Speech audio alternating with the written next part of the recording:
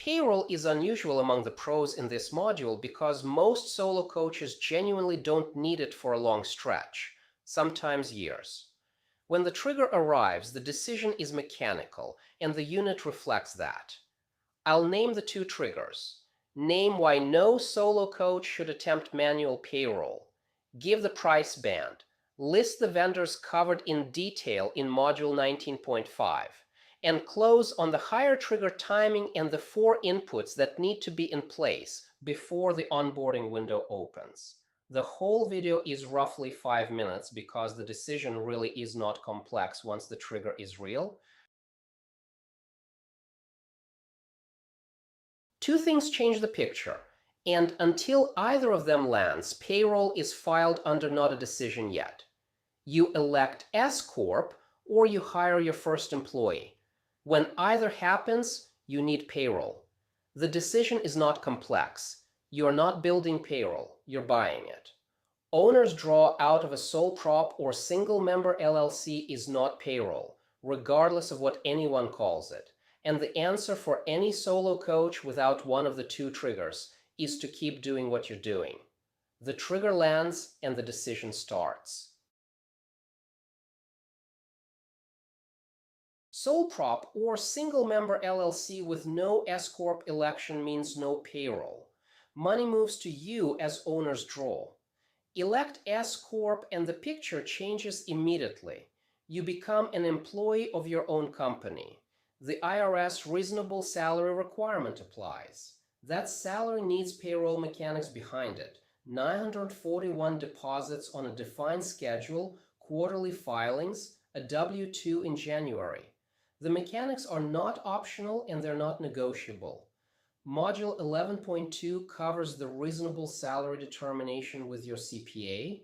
This unit covers the payroll service that runs the mechanics after the determination is made. The first employee is the second trigger, and for a solo coaching practice, it's genuinely rare. Possible if you bring on admin help or an associate coach. Payroll is mandatory regardless of entity type the moment a non-owner gets paid as W-2. Sole proprietorship with one part-time assistant. Payroll required.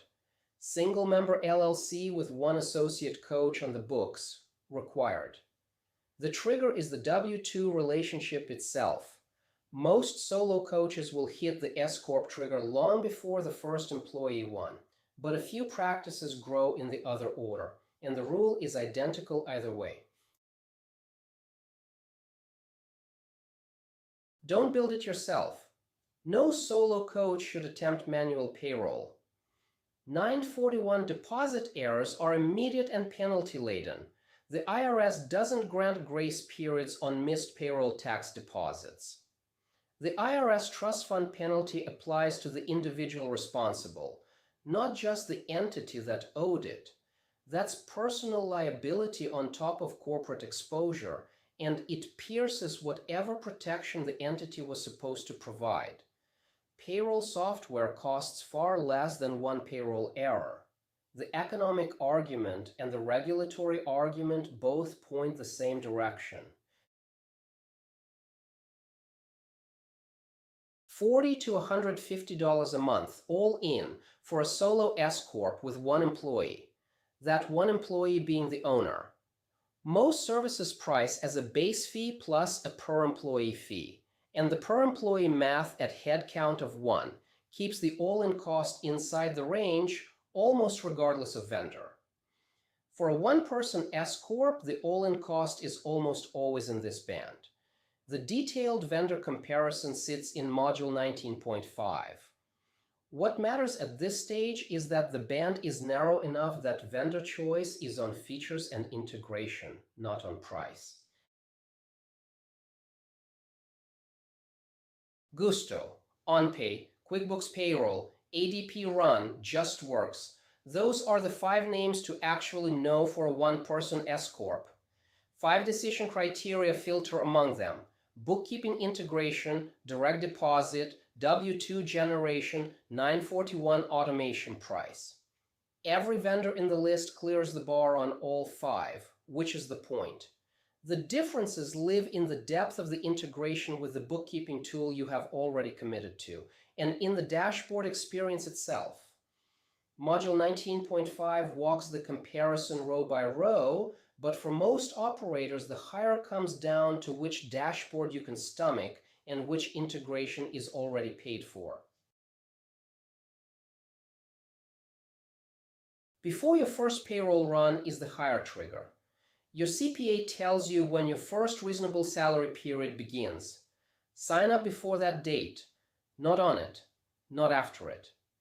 Onboarding takes roughly 45 minutes, but sign-up has account verification steps that take a few business days at most vendors, and those steps cannot compete with a first reasonable salary check needing to issue. 2 weeks before the first run is the right window. Late sign-up is one of the most common ways the onboarding extends into a multi-week false start. What you bring is 4 inputs, and the onboarding stays inside its 45 minutes only when all 4 are ready. EIN, state employer account numbers from Module 5.1, business checking from Module 6.2, which is the account that funds payroll, and the reasonable salary amount worked out with your CPA in Module 11.2. With all 4 in place, the first 941 deposit is automated from there forward, and the W-2 generates correctly in January. Missing any one of the 4 extends the window.